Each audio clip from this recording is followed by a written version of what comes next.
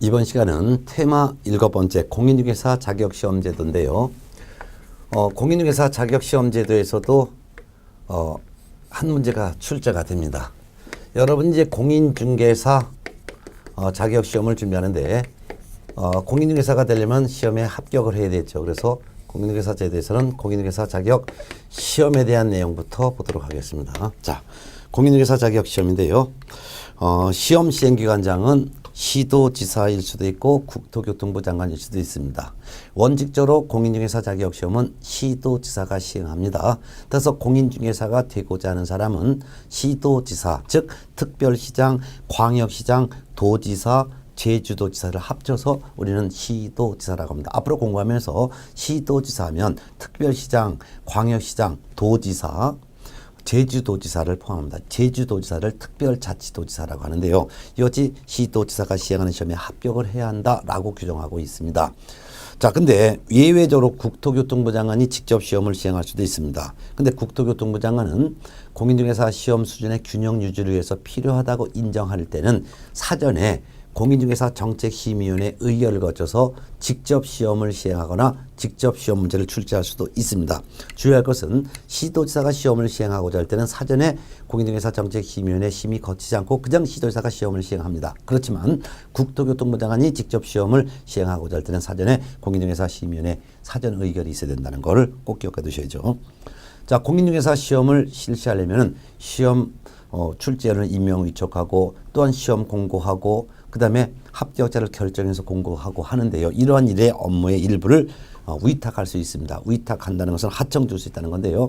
시험 시행기관장인 시도지사가 또는 국토교통부 장관이 시험에 관한 업무를 3가지 기관에 위탁할 수 있습니다. 공기업에 위탁할 수 있어요. 공기업이란 국영지업체인데 공사를 말합니다. 예를 들면 한국토지주택공사와 같은 공사를 공기업이라고 합니다.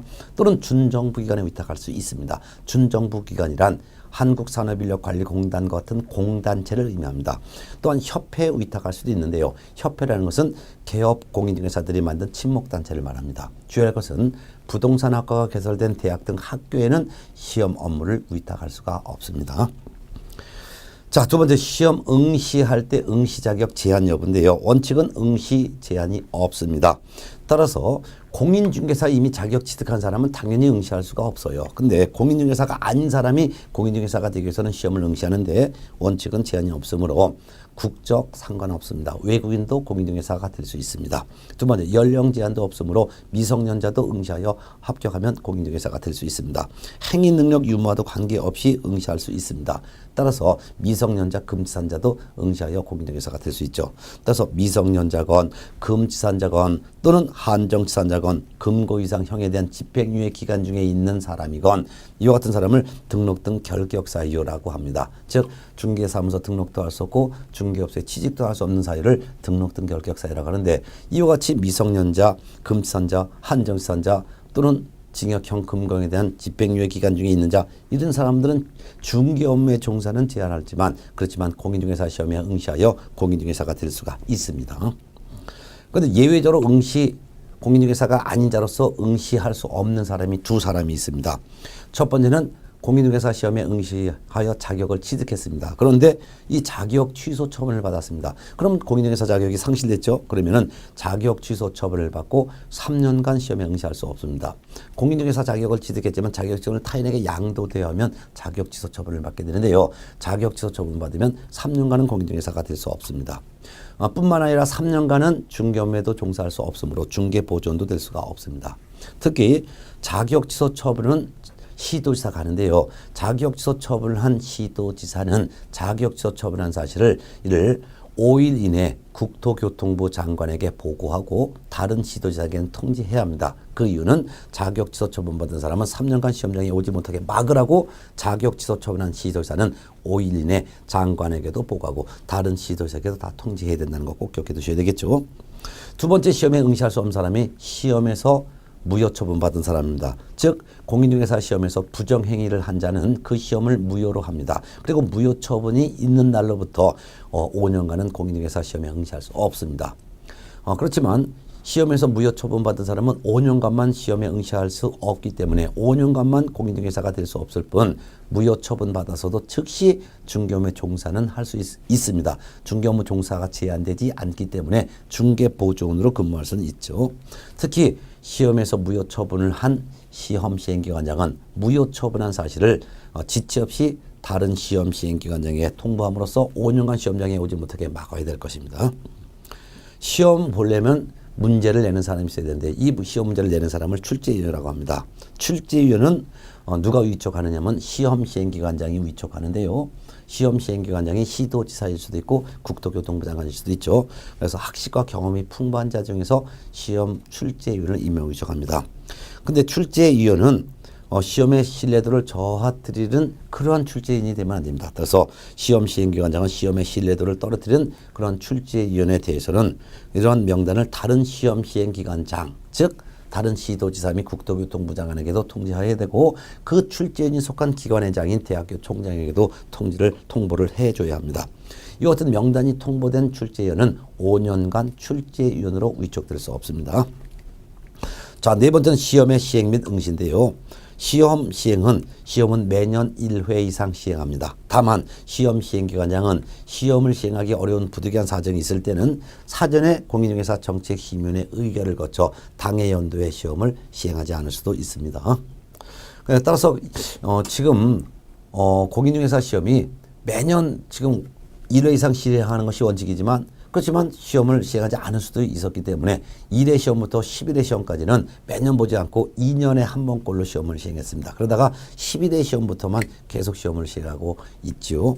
그래서 시험은 매년 1회 이상 시행하는 것이 원칙이지만 다만 시험 시행기관장은 사전에 심의위원회 의결을 거쳐 당해 연도에 시험을 시행하지 않을 수도 있다는 거 알아두셔야 되죠. 시험에 응시하는 사람은 응시 원서도 제출해야 되고 응시 수수료도 납부해야 되는데요. 납부한 응시 수수료의 전부나 또는 일부를 반환받을 수가 있습니다. 그 반환받을 때 그 반환 기준이 5가지 기준으로 나눠놨는데요. 첫 번째는 응시 수수료를 과혼합했습니다. 실수로 더 냈습니다. 이럴 때는 과혼합한 금액 전부를 반환받게 됩니다. 두 번째는 시험 시행기관의 귀책 사유로 인하여 응시하지 못했을 때입니다. 시험 장소를 잘못 공고를 했기 때문에 시험장을 못 갔다 그런 경우죠. 이럴 때는 납부한 응시 수수료 전부를 반환받습니다. 세 번째는 응시원서 접수 기간을 열흘간을 주는데요. 응시원서 접수 기간 중에 접수를 취소했을 때 이때도 납부한 수수료 전부를 반환받습니다. 네 번째는 응시원서 접수 마감일 다음 날부터 7일 이내 접수를 취소했을 때는 납부한 응시 수수료의 100분의 60, 즉 60%를 반환받습니다. 다섯 번째는 의사에서 정한 기간을 경과한 날부터 시험 시행일 10일 전 사이에 취소했습니다. 그 말은 응시원서 접수 기간 마감되고 8일째 되는 날부터 시험 보기 10일 전 사이에 취소했다 그 말입니다. 이럴 때는 납부한 수수료의 100분의 50을 반환받습니다. 자, 다섯 번째는 합격자를 결정해서 공고하는 사람과 자격증을 교부하는 사람을 봅니다.